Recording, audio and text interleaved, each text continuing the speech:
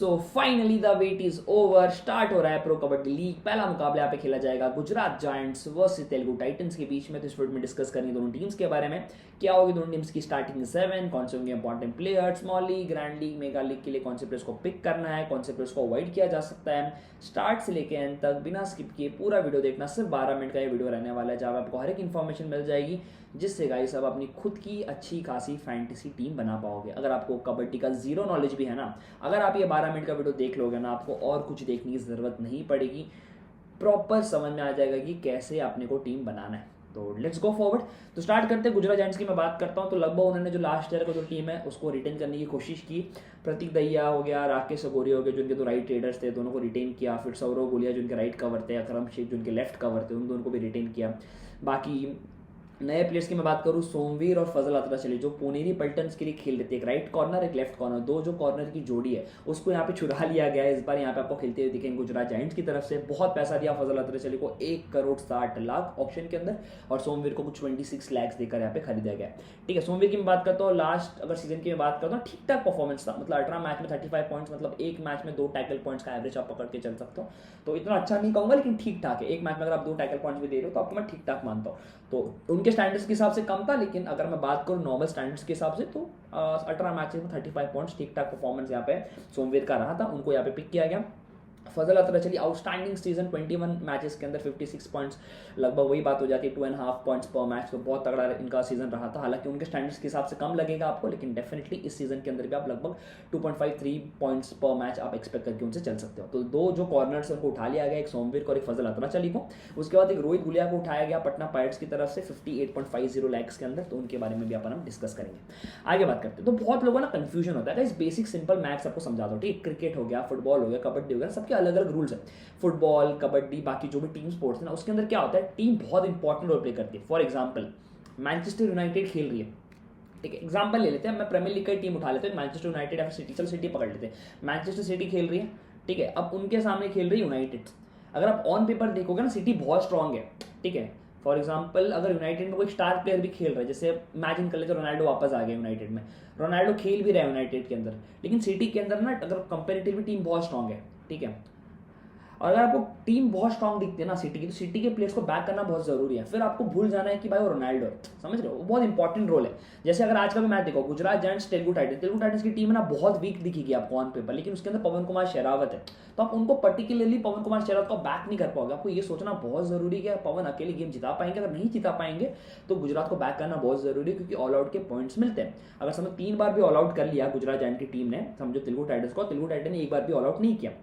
तो आपको simple example basic देता हूँ। राकेश सकोरिया एग्जांपल लेके चलते हैं कि उन्होंने कुछ 5 रेड पॉइंट लिया फ्रॉम गुजरात, और तेलुगु टाइटन से वहां पे 10 पॉइंट लिया यहाँ पे पवन कुमार शेरावत ने। स्टिल राकेश के पॉइंट ज्यादा रहेंगे फैंटेसी के, जस्ट बिकॉज 3 बार इस टीम ने उस टीम को ऑल आउट किया। एक बार ऑल आउट करने के 8 पॉइंट मिलते, 3 बार ऑल आउट करने के 8, 16, 24 फ्रिकिंग पॉइंट्स एक्स्ट्रा इनको मिलेंगे राकेश को।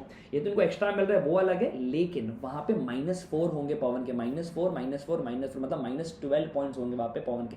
तो टीम गेम है, तो टीम प्लेयर्स को बैक करना बहुत इंपॉर्टेंट है। 5-2 कॉम्बिनेशन बैक करना बहुत इंपॉर्टेंट। हाँ, कभी कभी आप 4-3 कर सकते हो अगर टीम दोनों बहुत स्ट्रांग लग रही है या फिर दोनों बहुत वीक लग रही है तो, लेकिन majority of the times kabaddi के अंदर सिंपल रूल रखते हैं ना, जैसे फुटबॉल के अंदर अपन 7-4 बैक करते हैं, वैसे ही कबड्डी के अंदर आपको 5-2 बैक करना है। एक टीम से 5 और एक टीम से 2 प्लेयर लेके चलना है, ठीक है। बेसिक रूल को आपको मतलब बैक करते रहना पूरे प्रो कबड्डी सीजन के अंदर। एक स्ट्रॉन्ग टीम, एक वीक टीम, स्ट्रॉन्ग टीम को बैक करना है, स्ट्रॉन्ग टीम के कैप्टन, वाइस कैप्टन और वीक टीम के 2 best player according to the situation. आपको मैं आगे बताऊंगा। ये अगर आप बैक करते जाओगे ना, आपका प्रो कबड्डी बहुत सक्सेसफुली बहुत ज्यादा पैसा कमा पाओगे। बहुत लोगों को रूल ही नहीं पता।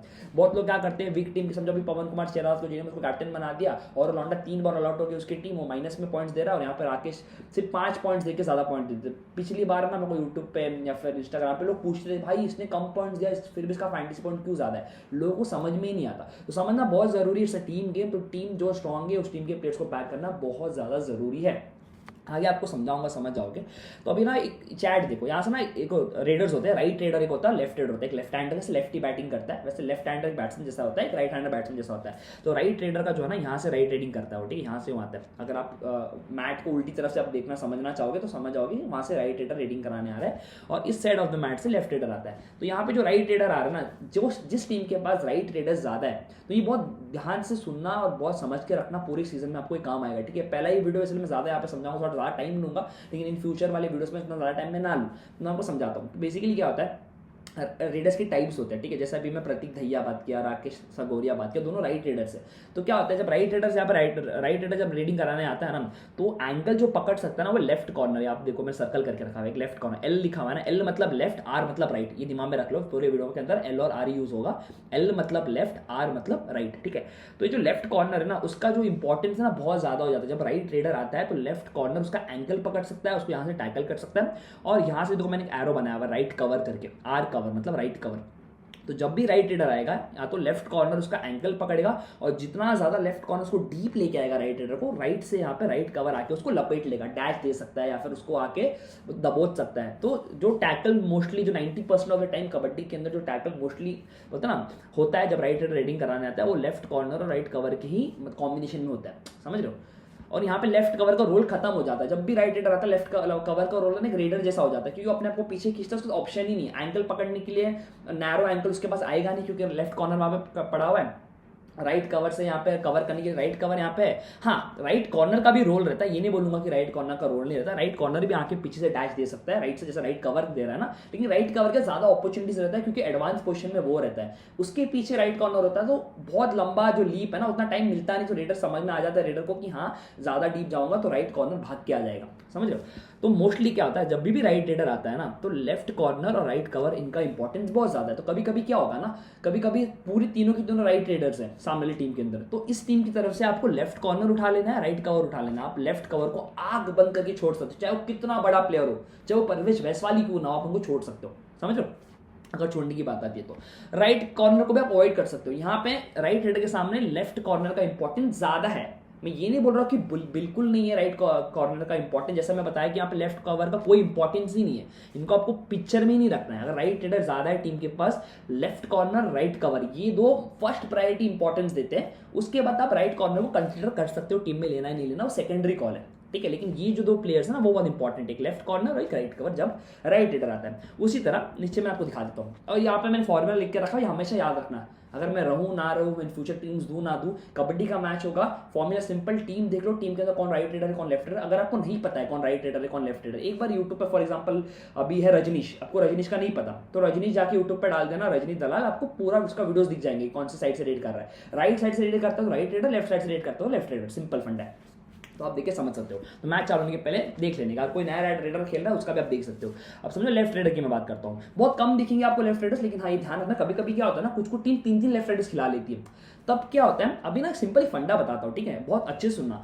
एक बहुत पॉपुलर एक क्या बोलते हैं, एक पॉपुलर लेफ्ट कॉर्नर होगा, अगर आप नॉर्मली लास्ट ईयर के पॉइंट्स अगर आप देखोगे ना, कैसे आपको मैं बताओ, एक सेकंड आपको मैं दिखाता हूँ, एक सेकंड। जैसे मोस्टली क्या होता है, ये बहुत जानना आपको बहुत ज़रूरी है, ठीक है। लास्ट ईयर के जो मोस्ट पता ना सबसे ज़्यादा टैकल पॉइंट्स किसने दिए थे, अंकुश था टॉप 5 के अंदर, ठीक है। मोहम्मद रिजा जाने था, सौरव नंडल था, फिर यहाँ पे अमन था, फिर यहाँ पे मेरे ख्याल से एक और था साहिल गुलिया था। तो आप देखो कितने सारे लेफ्ट कॉर्नर है, अंकुश लेफ्ट कॉर्नर है, सौरव नंडल लेफ्ट कॉर्नर है, सुनील कुमार लेफ्ट कॉर्नर है, अमन लेफ्ट कॉर्नर है, साहिल गुलिया लेफ्ट कॉर्नर है। मतलब टॉप 10 के अंदर 6-7 आपको लेफ्ट कॉर्नर्स दिखेंगे। रीजन क्या है, रीजन ये कि सामने ना राइट रेडर्स बहुत रहते हैं, जब राइट रेडर्स ज्यादा होते हैं ना तो लेफ्ट कॉर्नर को ही पॉइंट मिलता है, एंकल लेफ्ट कॉर्नर ही पकड़ेगा, राइट कॉर्नर के अपॉर्चुनिटी कम रहता है। हाँ एकदम बहुत स्ट्रॉन्ग, बहुत ज्यादा पता ना वर्सेटाइल एक राइट कॉर्नर रहेगा ना, जिसको आदत है मूव करना है, फिर डैश मारना है, फिर जो पता ना ऑलरेडी अपने टर्न बनाने लग जाता है, तब जाके राइट कॉर्नर सक्सेसफुल होते हैं। लेकिन नॉर्मली अगर आप देखो लेफ्ट कॉर्नर के ज्यादा ही पॉइंट्स आपको दिखेंगे राइट कॉर्नर से, जस्ट बिकॉज राइट रेडर ज्यादा है। जब लेफ्ट रेडर ज्यादा रखना, फॉर एग्जाम्पल आपको एक बात बता देता हूँ, जैसे अभी सौरव नंडल है बैंगलोर का, ठीक है, वो है लेफ्ट कॉर्नर। अब सामने ना पूरे लेफ्ट रेडर्स है, जैसे अभी लेफ्ट रेडर आ रहा है, तो लेफ्ट कॉर्नर का जो रोल है ना बहुत कम है। तो इतना दिमाग में रखो, समझो बैंगलोर का मैच है, सौरव नंडल का इंपॉर्टेंस बहुत ज्यादा है, सौरव नंडल बहुत बड़ा प्लेयर है, लेकिन अगर आपके पास दिमाग हो, अगर आप स्मार्ट हो गए ना, अगर लेफ्ट रेडर सामने भरा हुआ रहेगा तो आप सौरव नंडल को ना लेके राइट कॉर्नर उसको लोगे, अमन जो राइट कॉर्नर है। तो ये जो छोटी छोटी चीजें होती है ना, जैसे फॉर एग्जांपल 6 प्लेयर ले लिया, 7 प्लेयर सामने वाले के पास सौरव नंडल है, आपके पास अमन है, अमन ने ज्यादा पॉइंट्स देते हैं, आप जीत गए। कबड्डी 1 या 2 प्लेयर का गेम है, ये आपको पता रहना बहुत जरूरी है, रिस्क लेना बहुत जरूरी है। According to the conditions, right raider जब होते हैं तो लेफ्ट कॉर्नर और राइट कवर को टारगेट करना, लेफ्ट रेडर जब होते हैं राइट कॉर्नर और लेफ्ट कवर को टारगेट करना है। जैसे आपको मैंने यहाँ पे लिख के भी दिखाया हुआ, फोटो में भी दिखाया, समझो अभी लेफ्ट रेडर रेडिंग कराने आ रहा है तो राइट कॉर्नर उसका एंकल पकड़ेगा, लेफ्ट कवर उसका कवर करेगा, राइट कवर का इंपॉर्टेंस खत्म, लेफ्ट रेडर के सामने राइट कवर खत्म, नो यूज। वैसे ही राइट रेडर के सामने लेफ्ट कवर खत्म, सिंपल फंडा है। हाँ, लेफ्ट रेड के सामने लेफ्ट कॉर्नर डेफिनेटली अच्छा कर सकता है, आके पुश दे सकता है, लेकिन चांसेस थोड़े कम है कंपैरेटिवली। लेफ्ट कवर और राइट कॉर्नर का इंपॉर्टेंस ज्यादा है। तो बेसिक्स मैक्स आपको मैं समझा देता हूं वापस से। अगर राइट रेडर टीम में ज्यादा है तो लेफ्ट कॉर्नर और राइट कवर, तो ये दो जो प्लेयर्स है आप लोग के लिए बहुत इंपॉर्टेंट होंगे। थर्ड कंसिडर आप कर लेना कॉर्नर को, ठीक है, लेकिन पहले दो चॉइस होनी चाहिए, वो कॉर्नर और कवर होने चाहिए, लेफ्ट कॉर्नर और राइट कवर। उसी तरह अगर कोई लेफ्ट रेडर आता है तो जो आपके दो इंपॉर्टेंट पिक्स होने चाहिए वो यहाँ पे राइट कॉर्नर और लेफ्ट कवर होने चाहिए। राइट कवर को आपको बिल्कुल अवॉइड कर देना है और यहाँ पे लेफ्ट कॉर्नर को थर्ड कंसीडर कर सकते हो, ठीक है। ये सिंपल फंडा है। ओके, अब समझ गए, नहीं समझे पूछ लो भाई, इंस्टाग्राम पे पूछ लो, यहाँ पे कमेंट सेक्शन में पूछ लो, मुझे पर्सनली पूछ लो, मैं समझाऊंगा। समझो, बिना समझे फैंटेसी मत खेला करो, बहुत पैसा लोग समझते नहीं है। आज तक है ना, मैं अभी भी बहुत लोगों को देखा, लोगों को ऑफ स्पिन लेग स्पिन का मतलब नहीं पता होता, लोग क्रिकेट में फैंटेसी खेल रहे हैं। नो यूज, समझा करो, स्पोर्ट्स के समझना बहुत इंपॉर्टेंट है। पॉइंट सिस्टम बता देता हूँ अभी भी ना गाइस, तुम कितना भी बोल लो, पहले तो बहुत रेडिंग फ्रेंडली था, लेकिन फिर ड्रीम 11 ने बहुत सोचा, फैंटेसी ने बहुत सोचा और थोड़ा इक्वल करने के लिए 10 पॉइंट्स की जगह पे 8 पॉइंट्स देने लग गए, रेड पॉइंट्स के 2 पॉइंट रेड बोनस के कर दिए, 20 पॉइंट सक्सेसफुल टैकल के कर दिए, उन्होंने बहुत कुछ चेंजेस किया। स्टिल अभी भी मुझे लगता है कि रेडिंग फ्रेंडली है। हाँ, ज़्यादा रेडिंग फ्रेंडली नहीं, जितना पहले हुआ करता था, बहुत इक्वल है, 60-40 में मानूंगा, लेकिन अभी भी रेडिंग फ्रेंडली है। अगर आपके पास क्वालिटी रेडर्स है, पवन हो गया, अर्जुन हो गया, या फिर भरत हो गया, या फिर नवीन हो गया, या फिर मनिंदर हो गया, ये सारे जो अच्छे रेडर्स है ना, definitely on the given day defender से ज्यादा पॉइंट्स देंगे। अगर आपके रेडर्स अच्छे हैं तो डेफिनेटली बैक या रेडर्स, 3 रेडर्स बैक करना बहुत इंपॉर्टेंट, ज्यादा पॉइंट्स आपको देंगे।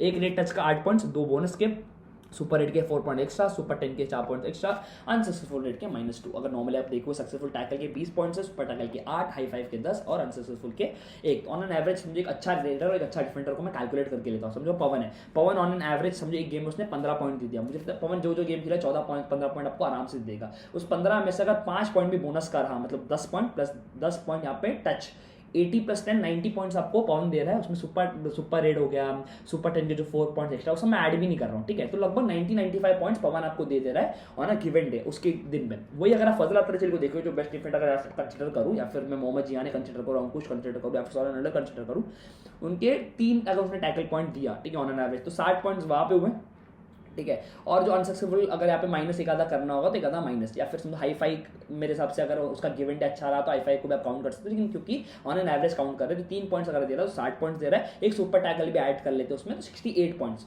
कहाँ 90 पॉइंट्स है, कहाँ 68 पॉइंट्स है, डिफरेंस है। तो यही है, तो ऑन ए गिवन डे अब बेस्ट रेडर और बेस्ट डिफेंडर में ना फर्क है। अब best raider can push up to 150 point fantasy points, लेकिन ऑन अ गिवन डे अब best defender can't push to 150 fantasy point. 150 fantasy points के लिए ना उसको यहाँ पे 7-8 टैकल्स करने, 6-7 टैकल्स ईजी, वो इतना ईजी नहीं होता। 6-7 टैकल पॉइंट्स निकालना इज नॉट ईजी, लेकिन हाँ 15-16 रेड पॉइंट्स निकालना इज ईजी।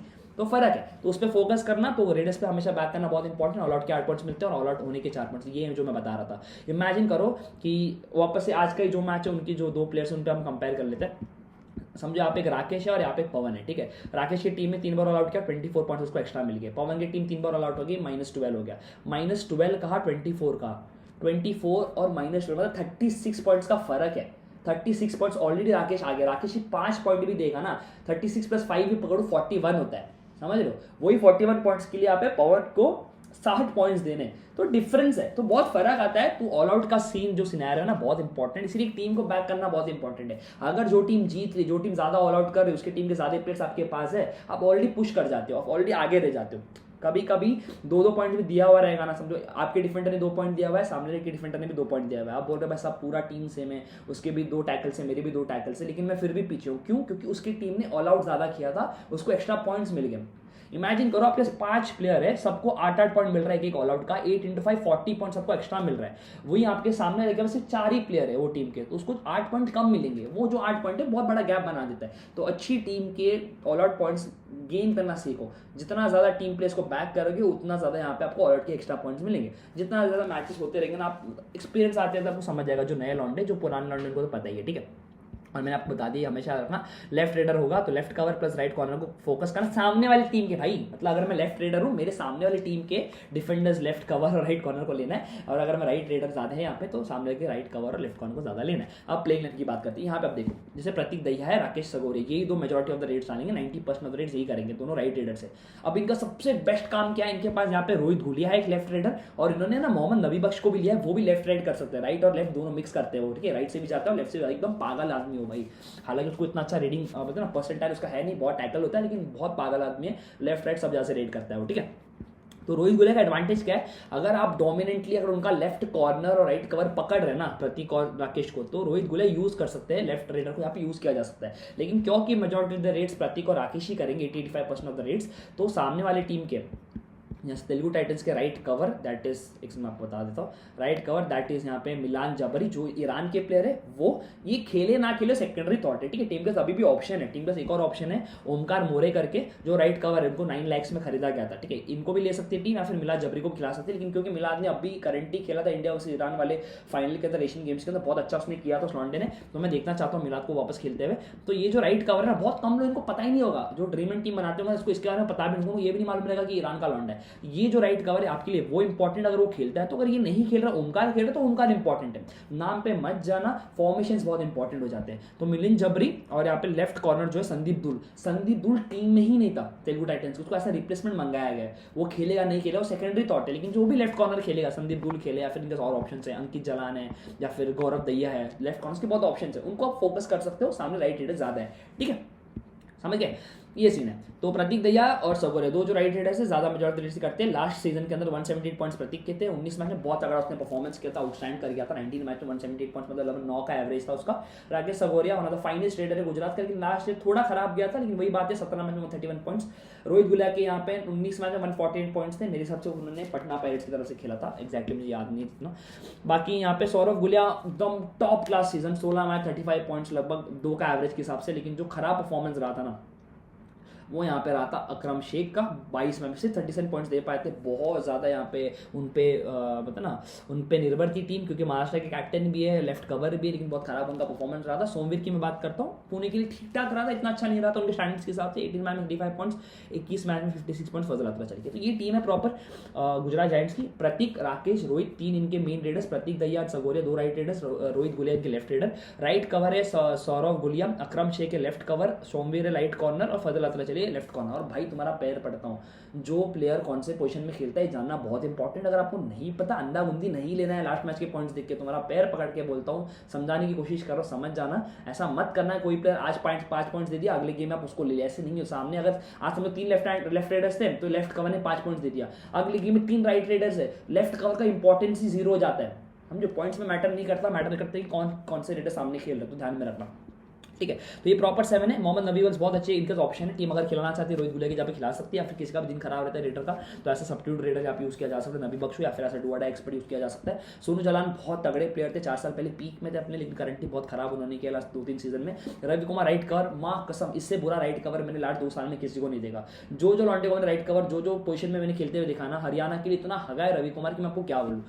अगर मुझे एक्जैक्टली याद नहीं उसका पॉइंट, अगर आपको याद होता आपको मैं बताता। कुछ लास्ट सीजन में 19 मैच में 22 पॉइंट्स थे और उसके पहले 22 मैच में 24 पॉइंट्स थे, मतलब एक रेट टैकल पर मैच। भाई बहुत गंदा, बहुत अनसक्सेसफुल टैकल था। तो मैं यही चाहूंगा कि रवि कुमार भारी बैठे और सौरभ गुलिया कंटिन्यू करे, ठीक है। बाकी मनोज करके एक राइट कॉर्नर अवेलेबल टीम के पास, सोमवीर को ना खिला के मनोज को खिलाना चाहती टीम खिला सकती है, लेकिन मोस्ट प्रॉब्ली सोमवीर ही खेलेंगे। तो ये प्रॉपर 7 है। इसमें से इंपॉर्टेंट कौन कौन रहेंगे मैं आपको आगे बताता हूँ, पहले अपन डिस्कस कर ले तेलुगु टाइटंस की पिंग। भाई तेलुगु टाइटंस ने ना सबसे बड़ा काम कर लिया, पवन कुमार शेरावत को ले लिया। पवन कुमार शेरावत को ले लिया मतलब 50% मैचेस आपने जीत ली, ठीक है। लौंडा में लिख के तो 10 मैच में 5 मैच वो अपनी दम पे अकेला जिता देगा, लेकिन बाकी 5 के क्या। अगर आप देखोगे ना भाई, प्रफुल जवरे, मिलत जवारी, परवेश बेसर को अगर मैं हटा दूं, शंकर गदाई, संदीप दुल, भाई टीम गड़गड़ा गई है, मतलब टीम में कुछ है ही नहीं, इस टीम के अंदर कुछ है नहीं, टीम मतलब मर गई।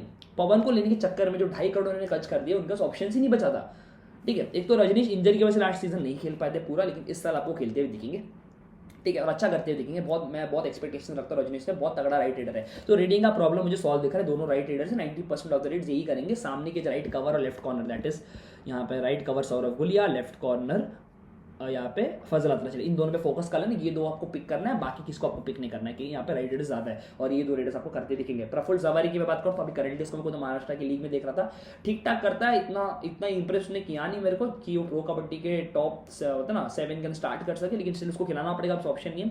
मिली जवारी जैसे मैंने कहा ईरान के लिए राइट कवर खेल रहा था, वो आपको खेलते दिखेंगे। परवेज बेसर left cover, Shankar Gadai right corner, ठीक ठाक एक्सपीरियंस उनका, कैप्टनशिप उन्होंने कर रखा है महाराष्ट्र का। संदीप दुल लेफ्ट कॉर्नर, भाई रिप्लेसमेंट बुलाया 2 दिन पहले, रेडू इंजर्ड हो गया, संदीप दुल का ऐसा रिप्लेसमेंट पहले बुलाया गया। अब अगर ये नहीं आता ना, संदीप दुल को यहाँ पे रिप्लेसमेंट नहीं मंगाया जाता, ट्रस्ट मी इस पूरी टीम में ना मुझे कोई लेफ्ट कॉर्नर ही नहीं दिख रहा है। अंकित जलान, गौरव दहिया, भाई कोई एक्सपीरियंस लेफ्ट कॉर्नर नहीं है। और लेफ्ट कॉर्नर इतना बड़ा रोल है, एक राइट रेडर आपको पूरा खोल देगा। सामने ही जो राइट रेडर्स है ना भाई, अगर अच्छा करेंगे ना लेफ्ट कॉर्नर को इतना टारगेट कर करके अपना क्या बोलते हैं एंकल पे इतना मार के जाएंगे ना कि पता ही नहीं चलेगा सामने वाली टीम को। तो बहुत इंपॉर्टेंट है लेफ्ट कॉर्नर को ना, एक भी अच्छा लेफ्ट कॉर्नर यहाँ पे है नहीं। तो मेरे हिसाब से संदीप दूल द एक्सपीरियंस लेफ्ट कॉर्नर का खेलना बहुत इंपॉर्टेंट है आई फील।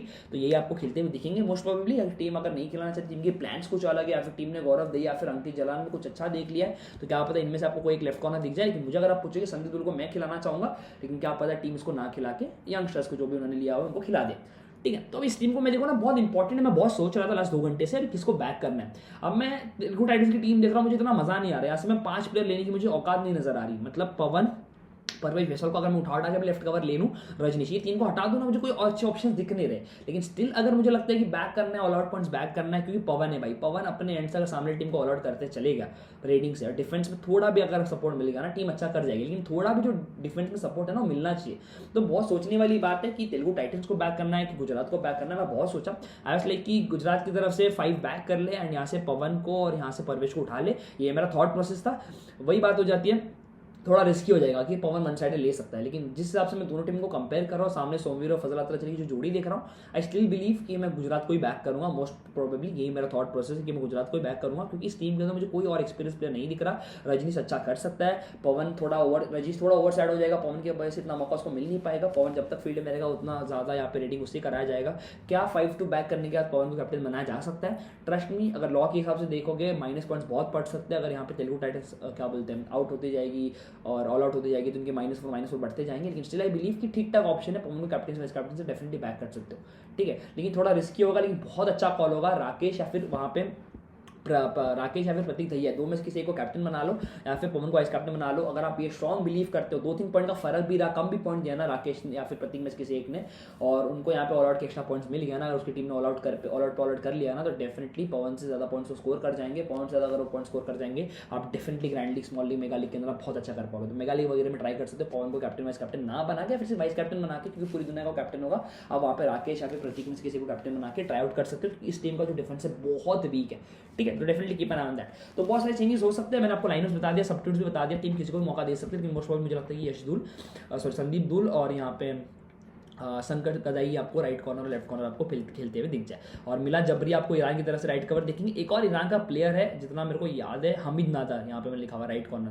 तो टीम है ना दोनों, यहाँ पे एक राइट कवर और एक राइट कॉर्नर, दोनों यहाँ पे ईरान के प्लेयर को खिला सकते हैं जो स्टार्टिंग स्टेज में स्टार्ट किए थे। लेकिन जो फाइनल मैच मैंने देखा ना, हमीद नादार बहुत ज़्यादा सीली मिस्टेक्स कर रहा था पवन के सामने। और पवन क्योंकि इस टीम के कैप्टन भी है, तो आई डोंट फील कि पवन उनको मौका देंगे, ऐसा मुझे लगता है। और यहाँ पे भी अगर देखोगे रोहित वेमुला को ना खिला के टीम स्टार्ट करा सकती है नबी बख्शे, क्योंकि सामने कैप्टन फजल अतरचली अपने ईरान मिड को लाया जा सकता है। मोस्ट प्रॉब्लम इसके चांसेस मुझे कम लग रहे हैं। तो ये दोनों टीम स्टार्टिंग 7 मैंने बता दिया। तो सिंपल फंडा, यहाँ पे भी राइट राइडर्स डोमिनेट कर रहे हैं, यहाँ पे भी राइट राइडर्स डोमिनेट कर रहे हैं। हालांकि यहाँ का लेफ्ट राइडर बहुत वीक है, प्रफुल जवर, इनको इतना मौका मिलेगा नहीं। 90% ऑफ द रेड्स यहाँ पे रजनीश और पवन ही करेंगे। तो सामने का जो लेफ्ट कवर है ना, दैट इज अकरम शेख, आग बंद करके ड्रॉप कर दो, नहीं चाहिए। और राइट कॉर्नर शोमिर, आग बंद करके आप ड्रॉप कर सकते हो। कौन किस पे फोकस करना है? फजल अतरचली पे फोकस करना है एंड यहाँ पे सौरव गुलिया पे फोकस करना है, right cover and left corner. और सौरव नहीं खेला, कोई और राइट कवर खेल रहा है तो उसको उठा लेना, लेकिन राइट कवर पे ही फोकस करना। ठीक है, तेलुगु की मैं बात करता हूँ। यहाँ पे अगर आप देखोगे प्रतीक एंड राकेश दो राइट हेडर्स, लेकिन इनका लेफ्ट हेडर है रोहित गुलिया। ठीक है, अगर रोहित गुलिया स्टार्ट कर रहा है तो आप लेफ्ट कवर परवेज बेसवाल को डेफिनेटली आप ले सकते हो, उनको काउंटर करने के लिए लेफ्ट कवर का अच्छा ऑप्शन है। बाकी क्योंकि सामने दो राइट हेडर्स है, तो राइट कवर यहाँ पे मिलन जबरी या फिर कोई और खेले वो इंपॉर्टेंट होगा। और लेफ्ट कॉर्नर संदीप दुल यहाँ पे इंपॉर्टेंट होगा। शंकर गदाई से ज्यादा इंपॉर्टेंट यहाँ पे संदीप दुल होगा। संदीप दुल की यहाँ पे टीम यहाँ पे अंकित जलान, गौरव दहिया, जिसको भी खिलाना चाहती है वो इंपॉर्टेंट हो सकता है। तो दोनों टीम्स की बात कर लिया, सीधा आपको मैं टीम की तरफ लेकर चलूंगा, बताऊंगा कौन से प्लेयर्स को मैं पिक कर रहा हूँ। सो गाइस, यहाँ पे आपके सामने टीम बनाकर दिखा देता हूँ और आपको समझा देता हूँ कि क्या थॉट प्रोसेस है। तो जैसे कि आप देख पा रहे, 2 टीम मैंने बना रखा हुआ है। ठीक है, लेकिन मैं आपको स्टार्ट से समझाता हूँ कि क्या कर सकते हैं। अगर आप अभी देखोगे ना सामने, अगर आप तेलुगु टाइटंस का टीम देखोगे, बहुत ज़्यादा रिलाई करती है पवन कुमार शेरावत पर। पवन कुमार शेरावत अच्छा भी करेंगे, कोई डाउट नहीं, लेकिन क्या आप उनकी टीम को कॉन्फिडेंटली बैक कर सकते हो? अगर आपको लगता है कि उनका जो डिफेंस है बहुत ज़्यादा वीक नजर आ रहा है, अगर आपको यहाँ पे गुजरात को बैक करना है, तो आपको थोड़ा बहुत रिस्क लेना पड़ेगा। तो आपको बताता हूँ, तो 2 ऑप्शन है आपके पास। या तो कंप्लीटली बैक करो तेलुगु टाइटंस को, कि जैसे अभी पवन ले लिया, रजनीश लिया, 2 मेन रेडर्स ले लिया, दोनों राइट रेडर्स, दोनों को बैक कर लिया। कंप्लीटली अपन तेलुगु को बैक कर रहे, 5-2 बैक करने वाले। ठीक है, इसके बाद सामने अगर मैं बात करूँ ना, प्रतीक दहिया है, राकेश सकोरिया है, 2 राइट रेडर्स उनके पास है। तो यहाँ का जो राइट कवर है दैट इज मिलिन जबरी। ठीक है, यहाँ से मिलिन जबरी कहाँ गया, हाँ, मिलिंद जबरी उठा सकते हैं, मिलिंद जबरी ले लिया। उसके बाद यहाँ पे लेफ्ट जो कॉर्नर है वो यहाँ पे है संदीप दुल, ठीक है, तो संदीप दुल को यहाँ पे उठा लिया। सामने उनके पास रोहित गुलाबी ऑप्शन अवेलेबल है, तो मैं परवेज बेसवाल को भी ले सकता हूँ, लेफ्ट कवर में जो कोई ऐसा ऑप्शन है नहीं, समझ लो, ये कर सकते हैं। इसके बाद अगर यहाँ से शंकर गदाई लेना है, अगर ऑलराउंड सेक्शन से आप उनको बढ़ा सकते हो। तो ये 5 प्रॉपर तेलुगु की तरफ से ले लिया अपन ने पिक्स। अब 2 मुझे पिक करना है, तो यहाँ पे मैं क्या पिक करूँगा, यहाँ से रोहित गुलाब पिक करूँगा, क्योंकि और कोई ऑप्शन है नहीं। ऑलराउंडर्स में एक ऑलराउंडर लेना बहुत इंपॉर्टेंट है, क्योंकि मैं गदाई नहीं ले रहा हूँ तो रोहित गुलाब पे लेना पड़ेगा। और समझो यहाँ पे फजल अतरा चले लिए हैं, यहाँ पे सगोरिया हो गया, प्रतीक दहिया हो गया, इनको ड्रॉप कर रहे हैं अपन, क्योंकि अपन 5-2 प्रॉपर बैक कर रहे हैं फ्रॉम क्या बोलते हैं तेलुगु टाइटंस। तो आप टीम देख सकते हो, इसके अंदर आपके अभी भी 5 क्रेडिट अवेलेबल है। अगर आपको अभी भी लगता है कि थोड़ा 4-3 जाना चाहिए, और इतना ओवर रिलाय नहीं करना चाहिए तेलुगु टाइटंस में, जस्ट बिकॉज उनका डिफेंस है नहीं वैसा, तो आपके अभी भी ऑप्शन है। अगर आपको नहीं लेना है, एक सन दिखा दो, तो आपको मैं ग्रैंडली मिनी लीग की टीम बता देता हूँ, प्रॉपर आपको अलग अलग टीम बनाकर दिखा दूंगा। तो प्रॉपर पवन कैप्टन यहाँ पे, वाइस कैप्टन आप रजनीश रखना चाहते तो रजनीश रख सकते हो, या फिर आपके ऑप्शन यहाँ पे है परवेज बेसवाल, संदीप दूल, जबरी, आपके बहुत ऑप्शन है। यहाँ पे मैं रजनीश को रख रहा हूँ, तो ये टीम को यहाँ पे मैं प्रॉपर बना लिया। This is a proper dominating team, जो मैं बिल्कुल नहीं डालना चाहूँगा स्मॉल लीग के लिए। Proper dominating team 5-2 in favour of क्या बोलते हैं तेलुगु टाइटन, जहाँ पे मैं एक्सपेक्ट करो 2-3 ऑल आउट्स भी देगी टीम, और सामने टीम्स को ऑल आउट देने का उनके माइनस हो जाएंगे, अपने प्लस हो जाएंगे। 5 टॉप ने बैक कर लिया, यहाँ पे सामने राइट रेडर्स मतलब भरे पड़े, तो मैंने राइट कवर लेफ्ट कॉर्नर ले लिया। तो ये थॉट प्रोसेस वाला टीम है, ठीक है, ये हो गया टीम। एक और टीम आप क्या कर सकते हो, थोड़ा सिस्टमैटिकली अगर आपको देखना है कि आपको इंपॉर्टेंस बैक करना है, तो जो 3 मेन इंपॉर्टेंट रेडर्स है, जैसे यहाँ पे सगोरिया हो गया, ठीक है, या फिर प्रतीक दहिया हो गया, दोनों को उठा लिया। और अभी मैं गुजरात को यहाँ पे बैक करने वाला हूँ, तो दोनों उठा लिया। तो सामने एक ही मैं प्लेयर को पिक करूँगा, that is Pawan Kumar Sherawat from Telugu Titans. तो राकेश ले लिया, प्रतीक ले लिया। इसके बाद यहाँ पे ऑलराउंडर सेक्शन से बाद में आते हैं, पहले डिफेंस सेक्शन में जाते हैं। तो डिफेंस सेक्शन से फजल अतरची को यहाँ पे उठा लेंगे, दैट इज लेफ्ट कॉर्नर, ठीक है। सामने राइट रेडर्स अच्छे खासे, तो लेफ्ट कॉर्नर ले लिया। और यहाँ का राइट कवर जो है ना, दैट इज सौरव गुलिया, वो मुझे इंपॉर्टेंट नजर आता है, तो सौरव गुलिया ले लिया। ये अपन बैक कर रहे हैं अभी गुजरात को, सौरव गुलिया ले लिया, फजल को ले लिया। अब यहाँ से रोहित मुझे लेना है नहीं लेना सेकेंडरी थॉट है, फिलहाल के लिए अपन तेलुगु पे जाते हैं। तेलुगु की मैं बात करता हूँ, तो यहाँ पे पवन कुमार शेरावत ले लिया। और सामने क्योंकि रोहित गुलिया है, तो लेफ्ट कवर का भी अच्छा खासा इंपॉर्टेंस है, तो मैं Parvesh Bhainswal just because of the importance, just because of the name set he brings, उसको मैं बैक कर सकता हूँ। या फिर थोड़ा मुझे प्रॉपर सिस्टमैटिकली जाना है और दोनों राइट हैंडर्स को टैकल करने के लिए मुझे एक लेफ्ट कॉर्नर ही चाहिए, तो मैं क्या कर सकता हूँ, मैं यहाँ पे पिक कर सकता हूँ संदीप कुमार दुल को। तो ये मेरे पास ऑप्शन अवेलेबल है अगर मेरे को लेना है तो। लेकिन फिलहाल के लिए मैं परवेज बेसवाल ले लिया, एंड यहाँ से मैंने पवन कुमार शेरावत ले लिया। और शंकर गदाई की मैं बात करता हूँ, तेलुगु की तरफ से शंकर गदाई को मैं बैक कर सकता था राइट कॉर्नर को, लेकिन क्योंकि सामने अच्छे खासे तो राइट रेडर्स है, तो मैं राइट कॉर्नर को बैक नहीं करना चाह रहा। हालांकि वहाँ पे गुलिया भी है जो लेफ्ट रेडिंग कराने आ जाता है, राइट कॉर्नर को अपना एंगल दे सकता है, लेकिन स्टिल यहाँ पर मैं रोहित गुलिया को प्रेफर करके रोहित गुलिया ले सकता हूँ। अगर मैं नहीं प्रेफरेबल मुझे लगता है रोहित गुलिया मुझे नहीं लेना चाहिए, तो मैं यहाँ पे एक और आइडिया आपको बता देता हूँ कि आप क्या कर सकते हो। आप वहाँ से परवेज बेसवाल को ना लेके शंकर गदाई यहाँ से ले लेना। एक हो जाता है आपका मेन रेडर, एक आपका हो जाता है शंकर गदाई जो आपके राइट कॉर्नर है, जो आपको हेल्प कर देंगे रोहित गुलिया को टैकल करने के लिए। और वहाँ से पूरा प्रॉपर डिफेंस फ्रेंडली अगर मैं लूँ, फजल अतरा चले ले लिया मैंने, रोहित गुलिया ले लिया, सोमवीर ले लिया, यहाँ पे 2 मैंने मेन रेडर्स ले लिए, तो ये टीम मेरी बन जाती है। कैप्टनसी की मैं बात करता हूँ, तो मेरे यहाँ पे कैप्टन प्रतीक दहिया को रखूँगा, वाइस कैप्टन मैं पवन को रखूँगा। हालांकि मैं वाइस कैप्टन अभी भी राकेश को या फिर फजल को रख सकता हूँ, लेकिन स्टिल मैंने पवन को रखा है, क्योंकि द क्वालिटी ब्रिंग्स कि आप डेफिनेटली वाइस कैप्टन से तो दे ही सकते हो। आप कैप्टन सेफर जाना चाहते हो, पवन कैप्टन रख के प्रतीक दहिया वाइस कैप्टन भी कर सकते हैं, वैसा कोई इशू है नहीं। लेकिन जस्ट बिकॉज मैं ऑल आउट वाले थियरी पे ज़्यादा बिलीव करता हूँ, I want to back my 5-2 combination, तो ये मेरी टीम बन सकती है। तो ये टीम है, अगर गुजरात प्रॉपर जीत रही, ये प्रॉपर टीम है, गुजरात प्रॉपर जीत रही है, 1 साइडेड आप ऑल आउट्स कंसिडर करके चल रहे हो, ठीक है। और ये टीम के अंदर अगर आप देखोगे प्रॉपर तेलुगु टाइटंस डोमिनेट करेगी, पवन कुमार शेरावत लोन और ये अकेला खींच के जाएगा, ऑल आउट्स देगा। उस थॉट प्रोसेस से एक थर्ड टीम बनाकर दिखा दूंगा, जब एक नॉर्मल प्रॉपर स्मॉल लीग के लिए टीम ज़्यादा रिस्क नहीं लेना चाहिए। ऊपर वाले जो 2 टीम्स आप उनको mega league, small league, grand league वगैरह में ट्राई कर सकते हो। एक स्मॉल लीग के लिए टीम जहाँ पे जो 3 मेन रेडर्स है, राकेश हो गया, प्रतीक हो गया, और यहाँ से मैंने ले लिया पवन को। रजनीश का अच्छे ऑप्शन है, जस्ट बिकॉज थोड़ा ओवर डोमिनेट कर जाएंगे पवन कुमार शेरावत, इसलिए मैं रजनीश को नहीं ले रहा हूँ। डिफेंस सेक्शन से मैं बात करता हूँ वापस से, जैसे मैंने बता दिया था, सामने जो 2 राइट रेडर्स है पवन और रजनीश, तो गुजरात की तरफ से जो यहाँ पे राइट कवर होगा ना, that is Gulia, that is उसका नाम क्या है, सौरव गुलिया को यहाँ पे मैं बैक करना चाहूँगा, फजल अतरचू को यहाँ पे मैं बैक कर लेना चाहूँगा। उसके बाद ऑलराउंड सेक्शन से मैं यहाँ पे रोहित गुलिया को ले सकता हूँ 5-2 करने के लिए, और गदाई को लेना तो गदाई ले सकता हूँ। तो ये होगा प्रॉपर। और यहाँ पे डिफेंस सेक्शन से फ्रॉम तेलुगु टाइटंस परवेज बेसवाल, ये प्रॉपर स्मॉल लीग की टीम बन सकता है, जहाँ पे कैप्टन करके वाइस कैप्टन प्रतीक दहिया करके टीम सेव कर सकते हो। अब देख सकते हो ये प्रॉपर टीम है स्मॉल लीग के लिए। अभी भी मैंने 5-2 ही बैक किया गुजरात को, ऑल आउट के जो पॉइंट्स में एक्स्ट्रा उनसे ही कंसिडर एक्सपेक्ट कर रहा हूँ, लेकिन जस्ट बिकॉज पवन कुमार शेरावत से 1 लोन वॉरियर टैकल भी डाल देता है वो, एंड साथ ही रेड पॉइंट्स भी ला देता है, इसलिए कैप्टनसी वो प्रतीक दहिया वाइस कैप्टन। क्या पता एंड मोमेंट में इसी टीम के अंदर स्मॉल लीग के लिए प्रतीक को कैप्टन करके पवन को भी वाइस कैप्टन कर सकता हूँ। ज़्यादा कोई यहाँ पे बोलता ना इशू वाली बात होती नहीं है, लेकिन यही चीज़ है। ये टीम मेरे यहाँ पे रहने वाली है for small league. Parvesh Bhainswal, Pawan Kumar Sehrawat, 2 players को मैंने यहाँ पे बैक कर लिया, प्रॉपर 5 प्लेयर्स को मैंने यहाँ पे बैक किया।